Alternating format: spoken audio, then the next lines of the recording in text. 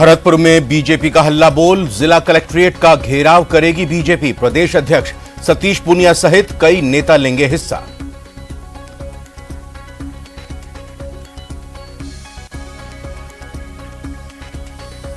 विधानसभा की कार्यवाही का आज 19वां दिन सुबह 11 बजे प्रश्नकाल के साथ शुरू होगी। विधानसभा की कार्यवाही आज भी सदन के हंगामेदार होने के आसार।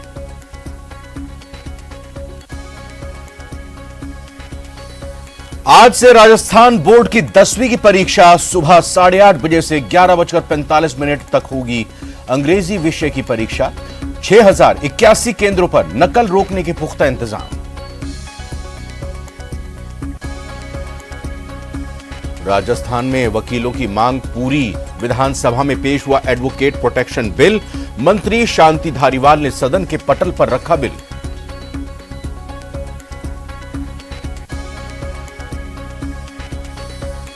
राइट टू हेल्थ बिल को लेकर विधानसभा में हुई प्रवर समिति की बैठक। बिल के ड्राफ्ट पर बनी सहमति। Private hospitals and nursing home society ने संपूर्ण मेडिकल बंद का ऐलान किया।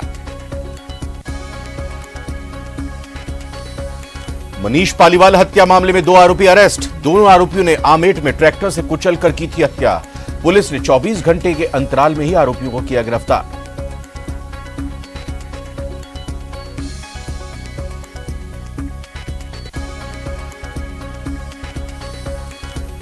और न्यूज 18 राजस्थान की बादशाहत बरकरार। लगातार 23वें हफ्ते भी नंबर 1 पर काबिज। प्यार और भरोसे के लिए शुक्रिया Rajasthan.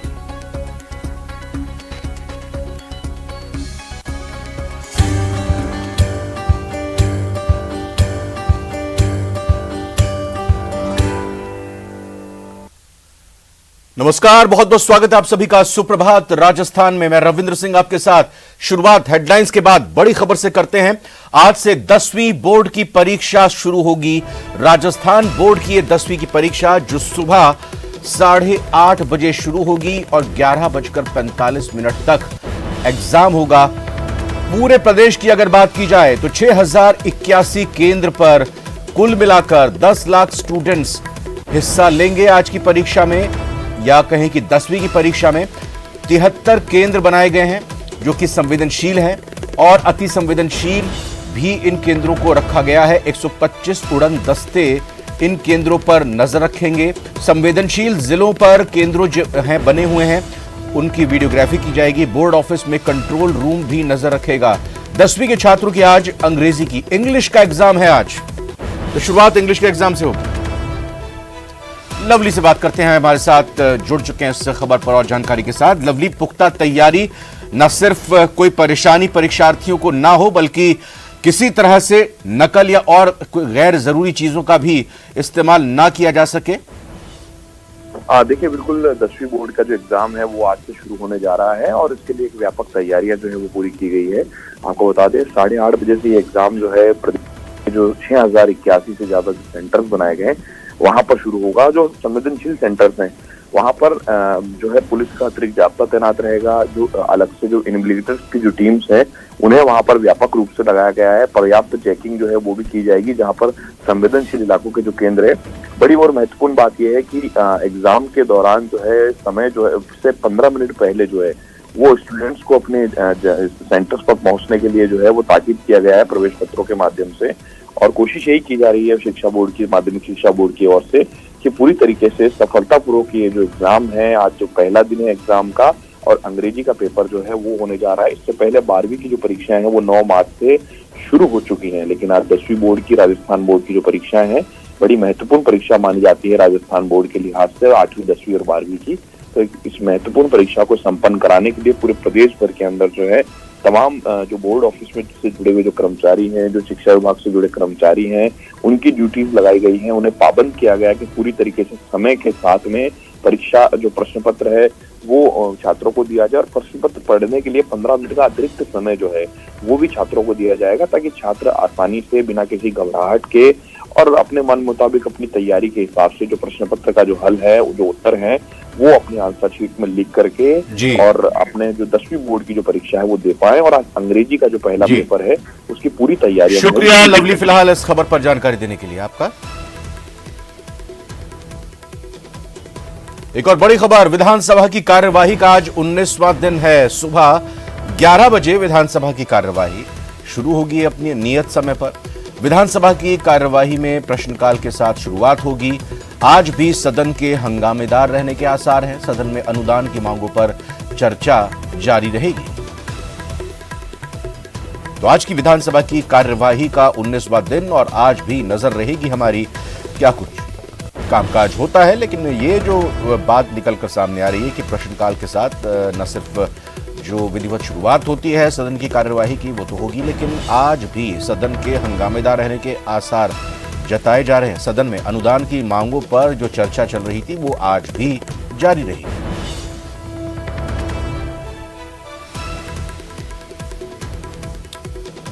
Right to health bill को लेकर प्रवर समिति की बैठक होनी है। प्रवर समिति की बैठक में इस पर मोहर लगी है।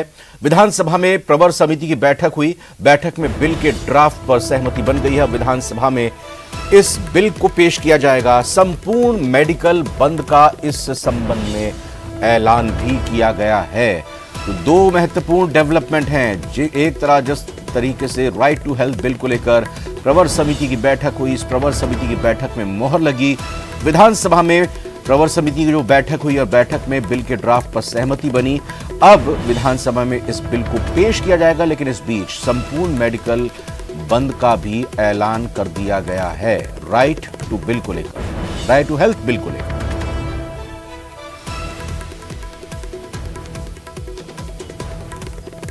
तो राइट टू हेल्थ बिल से संबंधित ये बड़ी खबर, प्रवर समिति की बैठक में मोहर लग चुकी है। ड्राफ्ट पर विधानसभा में पेश किया जाएगा, लेकिन इस बीच संपूर्ण मेडिकल बंद का भी ऐलान किया गया है।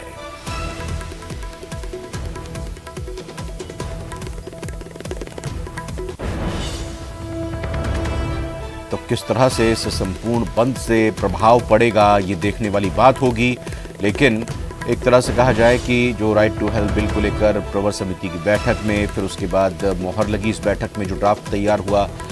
अब चूंकि विधानसभा में जो प्रवर समिति की बैठक के बाद बिल के ड्राफ्ट पर सहमति बनी है, अब इस बिल को विधानसभा में पेश किया जाना है। इसी संबंध में अब संपूर्ण मेडिकल बंद का ऐलान किया गया है। जैसे हम बता रहे हैं कि देखना होगा कि इस मेडिकल बंद के कारण कितना प्रभाव पड़ता है और कैसे चीज़ों को आगे लेकर जाया जाता है।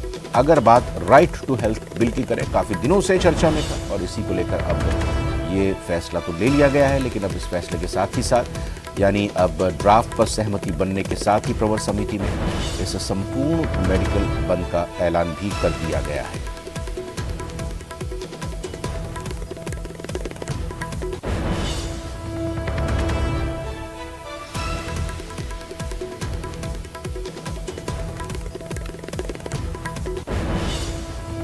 तो आपको साथ ही साथ ये भी बता दें कि बहुत जल्द विधानसभा में राइट टू हेल्थ बिल पेश भी होगा। ज्वाइंट एक्शन कमेटी के चेयरमैन डॉक्टर सुनील चुग का बयान आया है सामने। तो उन्होंने कहा है कि सरकार ने अपना कमिटमेंट पूरा कर लिया है। अन्य मांगों पर सरकार ने कमेटी बना दी है। हम आज होने वाली किसी हड़ताल का समर्थन नहीं करते हैं। तो ये एक और वर्जन आया है, एक और पक्ष भी सामने आया है। चूंकि ये बात जब प्रवर समिति की बैठक के बाद ड्राफ्ट बना, उस पर सहमति बनी, ड्राफ्ट को पेश किया जाएगा बहुत जल्द माना जा रहा है। कहा जा रहा है कि विधानसभा में ये पेश होगा राइट टू हेल्थ बिल। वहीं ज्वाइंट एक्शन कमेटी के जो चेयरमैन जो इस कमेटी में शामिल थे, ज्वाइंट एक्शन कमेटी में, उसके चेयरमैन डॉक्टर सुनील चुग का ये बयान है कि सरकार ने जो अपना कमिटमेंट किया था, जो कहा था वो किया है और अब इसके अलावा जो कुछ मांगे बची हैं उस पर भी सरकार ने कमेटी बना दी है। और आज जिस तरह से संपूर्ण बंद का ऐलान किया गया है उसको हम समर्थन नहीं करते हैं। तो अब इसको लेकर देखना होगा कि क्या असर, हम बार बार यही कह रहे हैं कि देखना होगा कि जो असर अब पड़ता है इस बंदी का वो कितना पड़ता है। तो कुल मिलाकर अगर कहा जाए तो जल्द ही विधानसभा में पेश होगा। और बिल को लेकर डॉक्टर्स में एक बार फिर से दो गुट नजर आ रहे हैं, दो फाड़ नजर आ रहे हैं। Hospital and nursing home society ने आज बंद का ऐलान किया है। ज्वाइंट एक्शन कमेटी ने हड़ताल का समर्थन नहीं करने का ऐलान किया है। सरकार से कई दिन से वार्ता चल रही थी और आज जो बिल हमने मॉडिफिकेशन जो हमने रीड्राफ्टेड बिल सरकार को दिया था, राइट टू हेल्थ का बिल, वो सरकार ने वही वर्ड टू वर्ड हूबहू वैसा का वैसा ही आज प्रवर समिति को दिया और प्रवर समिति से पास करा लिया है। अब ये बिल विधानसभा में जाएगा। सरकार ने अपना कमिटमेंट पूरा किया है। इसके अलावा उन्होंने एक मुख्य सचिव चीफ सेक्रेटरी की अध्यक्षता में एक कमेटी बनाई है जिसमें UDH secretary, health education secretary, finance secretary के नॉमिनी और अपने डॉक्टर्स को उन्होंने रखा है। और उस कमेटी का काम है कि तुरंत जल्दी से जल्दी जो अपनी बाकी मांगे हैं उन सब मांगों पे एक्शन करें, जैसे कि अपने रेगुलराइजेशन ऑफ हॉस्पिटल्स, अपने फायर सेफ्टी को, फायर का जो एनओसी है वो कम से कम 5 साल के लिए हुआ है।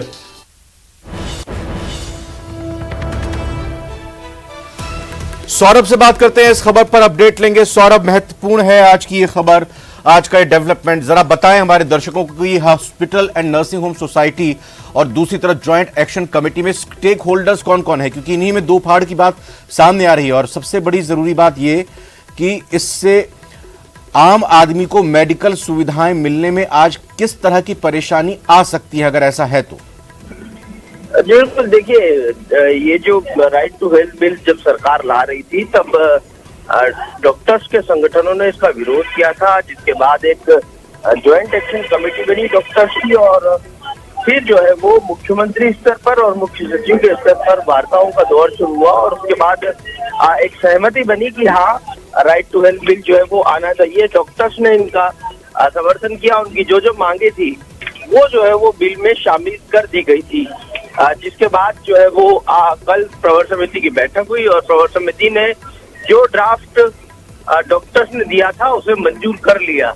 लेकिन अब एक धड़ा जो है वो private hospital and nursing home society का एक संगठन है डॉक्टर्स का, वो इस बिल का फिर से विरोध करने में उतरे हैं और आज उन्होंने बंद का ऐलान किया है।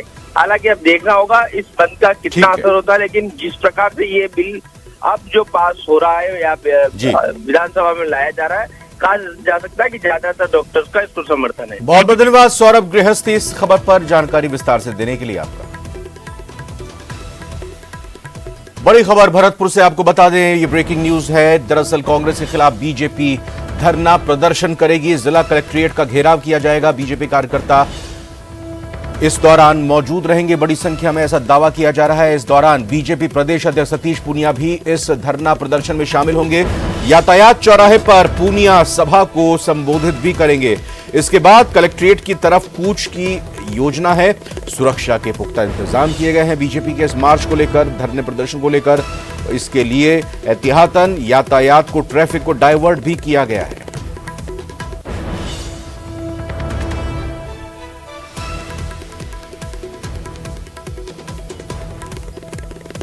तो भरतपुर की महत्वपूर्ण खबर, जहां कांग्रेस के खिलाफ बीजेपी का धरना प्रदर्शन आज होगा। जिला कलेक्ट्रेट का घेराव बीजेपी की तरफ से किया जाएगा। प्रदेश अध्यक्ष सतीश पूनिया इसमें शामिल होंगे। सरकार के ऊपर हमला बोलते हुए अलग अलग मसलों पर बीजेपी का यह प्रदर्शन देखने को मिलेगा। इस खबर पर और अपडेट के लिए सीधा रुख हम करते हैं दीपक पुरी का। दीपक, कब से यह कार्यक्रम है और क्या तैयारी बीजेपी की तरफ से, कार्यकर्ताओं की तरफ से की गई है आज के इस प्रदर्शन को बड़ा बनाने की, इसको कामयाब बनाने के लिए?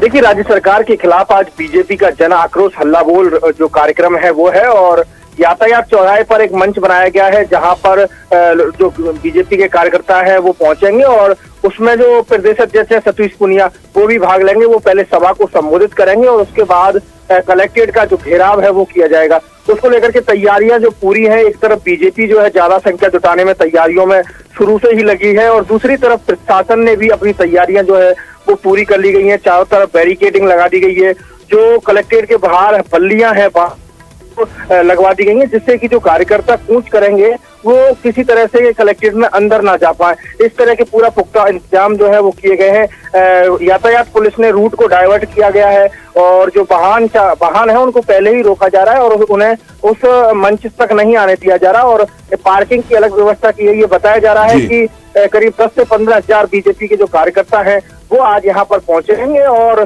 कलेक्ट्रेट का घेराव करेंगे, चाहे वो पीपल। नजर रखिएगा दीपक पुरी आज के इस बीजेपी के प्रदर्शन पर। फिलहाल बहुत बहुत धन्यवाद आपका अपडेट के लिए। वकील समुदाय जिस विधेयक को लेकर 20 फरवरी से हड़ताल पर हैं, उस विधेयक को बुधवार को सदन के पटल पर रख दिया गया है और इसी सत्र में इस बिल पर चर्चा करवाकर इसे पास करवाया जाएगा। वकीलों से कांग्रेस ने अपने जन घोषणा पत्र में प्रोटेक्शन के लिए अलग से कानून बनाने का वादा किया था। 4 साल तक बिल नहीं लाने पर इस बार अधिवक्ताओं ने आर पार की लड़ाई का मन बना लिया था। वहीं मांग पूरी नहीं होने तक हड़ताल कर दी थी, जिससे प्रदेश की अदालतों में न्यायिक कार्य प्रभावित हो रहा था।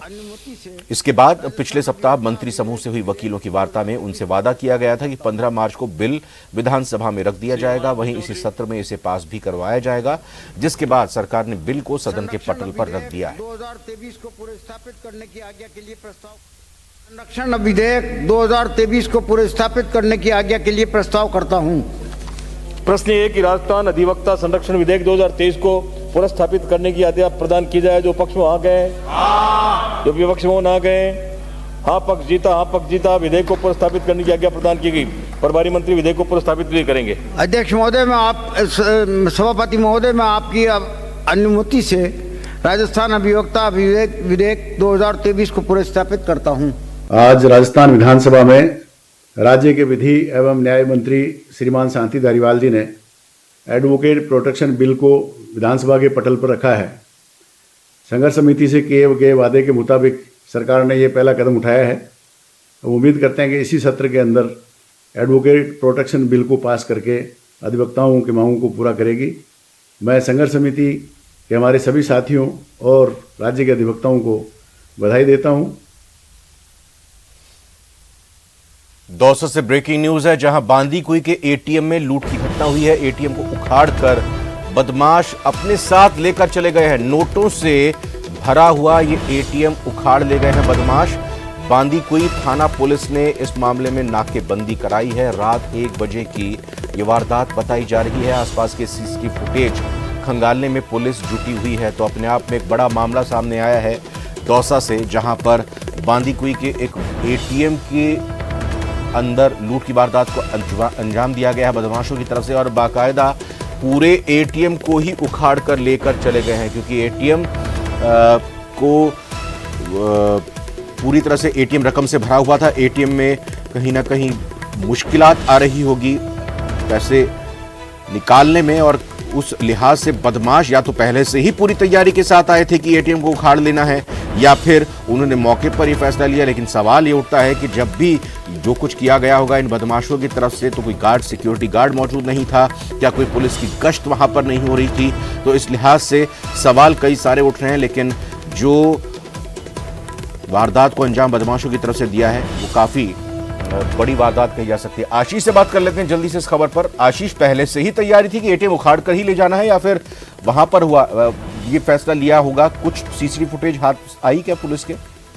बिल्कुल, अभी पुलिस सीसीटीवी फुटेज खंगाल रही है। जो पहले की जो घटनाक्रम हुआ है उसमें पूरे जो एटीएम है उसको उखाड़ कर ले जाने की घटनाएं हुई थी, लेकिन इस एटीएम को पहले इन बदमाशों ने काटा है, क्योंकि इसमें जो तस्वीरों में नजर आ रहा है इसमें कटर से इस एटीएम के अगले हिस्से को काटा गया है और उसके बाद में उसमें से जो कैश है और जो अगला हिस्सा है उसको लेकर गए हैं ये बदमाश। पूरा एटीएम उखाड़ कर नहीं लेके गए हैं, आधा एटीएम को लेकर गए हैं। इससे पहले उन्होंने से इसको काटा है और उसके बाद में इस एटीएम को लेकर गए हैं। ये पूरा घटनाक्रम बांदीकुई का है, जो बडियाल रोड पर ये एक निजी कंपनी है हिटाची, उसका एटीएम लगा हुआ था। हालांकि इसमें कैश कम बताया जा रहा है, लेकिन अभी तक कंफर्म नहीं हुआ है कि इसमें कैश कितना है, लेकिन करीब 60 से 70 हजार रुपए का कैश इसमें बताया जा रहा है। लेकिन जिस तरह की वारदात हुई है वो उसने एक बार फिर सवाल खड़े कर दिए कि पुलिस रात के समय गश्त के दौरान पोल खुल गई है और इस तरह की घटना को अंजाम दिया गया है, क्योंकि दौसा में इन सर्दियों के टाइम पर पिछले करीब 4 से 5 इस तरह की घटनाएं हुई है। ऐसे में पूर्वी राजस्थान में इस तरह की घटनाएं हुई कि पूरा उखाड़ा नहीं है एटीएम को, बल्कि जो ऊपरी हिस्सा है जड़ से नहीं उखाड़ा है, ऊपरी हिस्सा जहां पर कैश रहता है उस कैश को ही कटर से, गैस कटर से काट कर लेकर चले गए। लेकिन सवाल फिर से वही कि इतने लंबे समय तक ये वारदात को अंजाम दिया होगा, समय लगा होगा, लेकिन ना तो कोई वहां पर सुरक्षा कर्मी था और ना ही किसी तरह की वहां पर गश्त पुलिस की तरफ से की जा रही है। और बड़ी खबर कोटा से आ रही है, जहां पर कोचिंग नगरी में एक बार फिर से चाकूबाजी की घटना हुई है। रुक नहीं रही है चाकूबाजी की घटना। चाकू मारकर एक युवक को घायल किया गया है। घायल युवक को अस्पताल में भर्ती किया गया है। कोटा के मकबरा थाना इलाके का यह मामला है। तो कोटा में वारदात चाकूबाजी की लगातार हो रही है और उसके बाद पुलिस ने कार्रवाई भी की। बड़ी संख्या में चाकुओं को बरामद भी किया गया पिछले दिनों, लेकिन फिर भी बदमाश बाज नहीं आ रहे हैं। एक बार फिर से इस वारदात को अंजाम कोटा में दिया गया है, जहां चाकूबाजी की जो घटना सामने आई है इसमें चाकू मारकर एक युवक को घायल किया गया है। घायल युवक को अस्पताल में भर्ती किया गया है। कोटा के मकबरा थाना इलाके का यह मामला बताया जा रहा है। ओम प्रकाश से बात कर लेते हैं। ओम प्रकाश, फिर एक और वारदात चाकूबाजी की कोटा में? देखिए, मकबरा इलाके में देर रात को चाकूबाजी की वारदात हुई है। वारदात में एक युवक घायल हुआ है। घायल को फिलहाल एमबीएस अस्पताल में भर्ती करवाया गया है। कारण का कोई स्पष्ट जानकारी नहीं मिल पाई, लेकिन बताया जा रहा है कि दुकानदारों में कोई झगड़ा हुआ था, उसी बात को लेकर चाकूबाजी की वारदात को अंजाम दिया। लेकिन बड़ा सवाल की कोचिंग नगरी में तमाम प्रयासों के बावजूद चाकूबाजी की वारदातें थमने का नाम नहीं ले रही। हर दूसरे तीसरे दिन चाकूबाजी की वारदात का मामला सामने आ जाता है। हालांकि पुलिस द्वारा लगातार इस वारदातों पर अंकुश लगाने के लिए, रोकथाम के लिए तमाम नए प्लान किए जाते हैं, प्रयास किए जाते हैं, लेकिन तमाम प्रयास, तमाम दावे फेल साबित हो रहे हैं और कोचिंग नगरी में। शुक्रिया ओम प्रकाश, फिलहाल जानकारी के लिए। चुनाव नजदीक है तो हाकिम से हुक्मरान बनने वालों के ख्वाब इन दिनों हिलोरे मार रहे हैं। कई अफसर विधानसभा का चुनाव लड़ने की तैयारी में जुटे हैं। कोई शैक्षिक क्रांति लाने का वादा कर रहा है तो कुछ रिटायरमेंट के बाद सियासी जमीन तलाश रहे हैं। जनता अफसर से नेता बनने का सपना पालने वालों की इस समय पूरी परीक्षा भी ले रही है। पगडंडी से विधानसभा तक का सफर कोई इतना आसान भी नहीं है जितना कि अक्सर मान लिया जाता है। पहली बाधा तो टिकट की है और दूसरा काम जनता के दिलों पर राज करने का। लालसोट से भी लड़ सकता हूँ, मैं बामणवास से भी लड़ सकता हूँ और मैं लोकसभा भी लड़ सकता हूँ। ये तो पार्टी को देखना है जिसको चाहे लड़ाऊं। दावेदारी करेंगे? है दावेदारी करेंगे? हाँ, दावेदारी तो मैं करता ही हूँ। ये है भारतीय प्रशासनिक सेवा के उत्तर प्रदेश कैडर के अधिकारी रहे बृजमोहन मीना। यूपी में वो चीफ सेक्रेटरी की रैंक तक पहुँचे। कई जिलों के कलेक्टर और कमिश्नर रहे। अब अगर खुद सत्ता में आने की महत्वाकांक्षा रखते हैं तो गलत क्या है? बृजमोहन मीना ने तो खुद की सीट भी तय कर ली है। तो ये है कि मैं अभी सुबह, चूंकि मैं परिवार मेरा बीजेपी के साथ जुड़ा हुआ है, तो मैं भी मानता हूं कि बीजेपी को ही मौका दूं मैं अगर पहले। निवाई के गांव चौपाल पर जनता के बीच मान मनोबल कर रहे केसी वर्मा जयपुर के संभागीय आयुक्त के ओहदे तक पहुंचे। पिछले साल रिटायर होते ही बीजेपी के रंग में रंग गए। अब पार्टी के आंदोलन में बढ़ चढ़कर हिस्सा ले रहे हैं। निवाई में जनता की तन मन धन से सेवा कर रहा हूँ। जनता देख रही है, पार्टी देख रही है। यदि पार्टी को लगेगा कि मैं योग्य उम्मीदवार हूँ तो मुझे देगी, अन्यथा जिसको भी पार्टी टिकट देती है हम उसके साथ चल देंगे। खास बात ये भी है कि पूरी जिंदगी अधिकारी रहे, लेकिन सियासत के सारे दाव भी तो पता ही है। पैडर से ज्यादा बुढ़ापा आएगा। यदि आप सक्रिय रहते हैं तो कोई बुरा नहीं होता। और राजनीति में जितना अनुभव होगा, जितना सक्रिय रह के काम करेंगे, निश्चित रूप से जनता की उतनी सेवा कर सकते हैं। अगर चुनाव जीत गए और सरकार आ गई तो फिर मंत्री बनने की संभावनाएं भी बनी रहती है, मगर हकीकत वही जानते हैं जो इस वक्त चुनाव की तैयारी कर रहे हैं और जनता के समर्थन को हासिल करने के लिए लोगों के पांव पकड़ रहे हैं। अब मिलिए भागचंद बधाल से। राजस्थान प्रशासनिक सेवा के वरिष्ठ अधिकारी हैं। पिछले 3 साल से फुलेरा विधानसभा क्षेत्र की एक स्कूल में बच्चों से मुखातिब हो रहे हैं। उन्हें कैरियर गाइडेंस दे रहे हैं। छात्र छात्राएं कैसे सफलता हासिल करें, ये बखूबी बता रहे हैं। बधाल खुद चुनाव लड़ने की महत्वाकांक्षा कहीं जाहिर नहीं करते, मगर उनके मन की बात जनता के समझ में तो आ ही रही है। गांव गरीब का जो बच्चा है या बच्ची है, वो अपने जीवन में जो प्राप्त करना चाहता है वो प्राप्त करे, उसमें मैं सहयोग करना चाहता हूँ।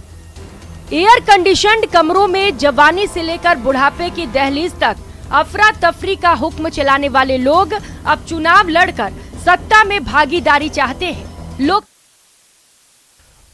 और एक बड़ी खबर आ रही है, आज से प्रदेश में सक्रिय होगा पश्चिमी विक्षोभ। इसका मतलब यह हुआ कि अगले 4 दिनों तक प्रदेश के कई हिस्सों में मौसम बदल सकता है।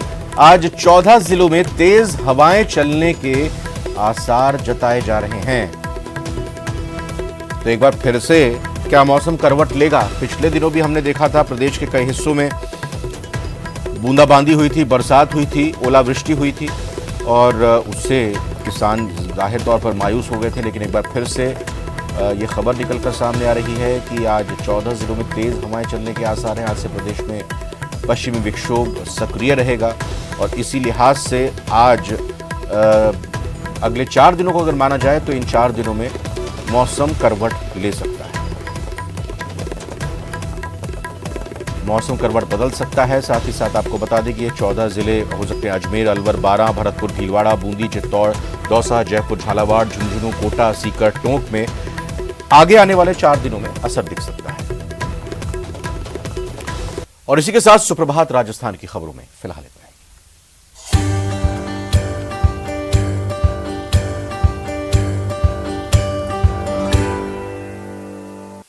Headlines presented by